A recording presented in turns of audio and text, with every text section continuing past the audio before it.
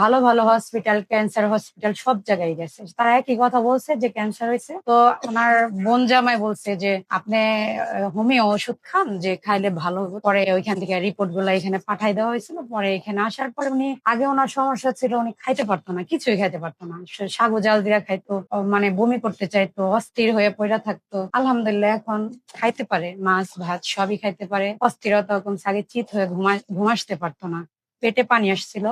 তো এখন চিত হয়ে শুইতেও পারে, শ্বাসকষ্টের কোনো সমস্যা হয় না। আসসালামু আলাইকুম ওয়া রাহমাতুল্লাহি ওয়া বারাকাতুহু। সম্মানিত দেশবাসী, আমি cancer specialist doctor SM. Sarwar. বিশেষ করে আপনারা জানেন, সারা ওয়ার্ল্ডের ডাক্তারদের যেখানে বক্তব্য ক্যান্সার হলে আনসার নেই, ক্যান্সার হলে একটি মরণবিধি, সেখানে আমি বলি ক্যান্সার, কিডনি, থ্যালাসেমিয়া, এইডস এই 4টি রোগ মরণবিধি নয়, সম্পূর্ণরূপে সুস্থ হয়। বিশেষ করে আমাদের এখানে একজন থ্যালাসেমিয়া রোগী আর জোসনা আক্তার, উনি মাত্র 1 মাস ওষুধ সেবন করে আল্লাহর অশেষ রহমতে সুস্থ আছেন। উনি কিভাবে অসুস্থ হয়েছেন, কোথায় কোথায় চিকিৎসা করেছেন এবং কি অবস্থায় ছিলেন, আমরা ওনার কাছ থেকে জানবো।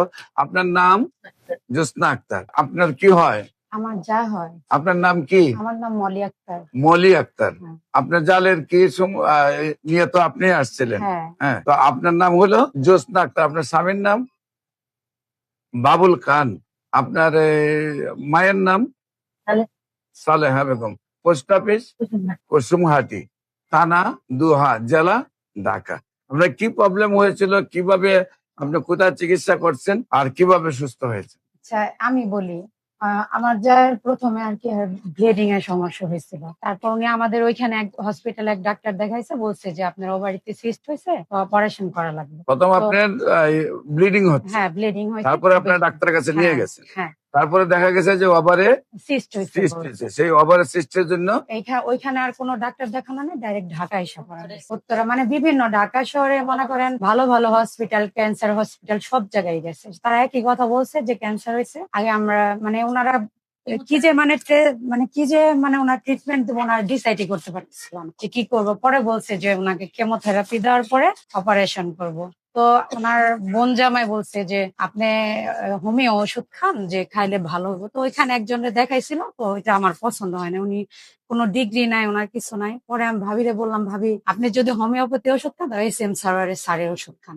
তো আমি আবার এই যে রবিন ভাইয়ার ফেসবুকে ভিডিও পাইছিলাম, ওইখানে দেখছি। পরে ওইখান থেকে রিপোর্ট গুলা এখানে পাঠাই দেওয়া হয়েছিল। পরে এখানে আসার পরে উনি, আগে ওনার সমস্যা ছিল উনি খাইতে পারতো না, কিছুই খাইতে পারতো না। সাগু জাল দিয়া খাইতো, মানে বমি করতে চাইতো, অস্থির হয়ে পড়া থাকতো। আলহামদুলিল্লাহ এখন খাইতে পারে, মাছ ভাত সবই খাইতে পারে। অস্থিরতা কমছে, আগে চিত হয়ে ঘুমাসতে পারতো না, পেটে পানি আসছিল। তো এখন চিত হয়ে শুইতেও পারে, শ্বাসকষ্টের কোনো সমস্যা হয় না। আর এখন একটু দুর্বলতা ছিল বেশি, এখন কমছে। আর এখন আলহামদুলিল্লাহ আগের চেয়ে চেহারাটা একটু ভালো হয়েছে। সম্মানিত দেশবাসী, আপনারা যতটুকু শুনলেন, উনি একেবারে বিছানায় ছিলেন, খাওয়া দাওয়া চলতো না, চিত হয়ে শুইতে পারতেন না। এমন অবস্থা থেকে আল্লাহর শেষ অবধি 1 মাসে উনি আমাদের কাছে খুব স্মার্ট একজন মহিলা হিসেবে উপস্থিত হয়েছেন এবং আল্লাহ সুস্থ করে রেখেছেন। এবং নিয়মিত আমরা ওনাদেরকে চেক আপ রাখবো।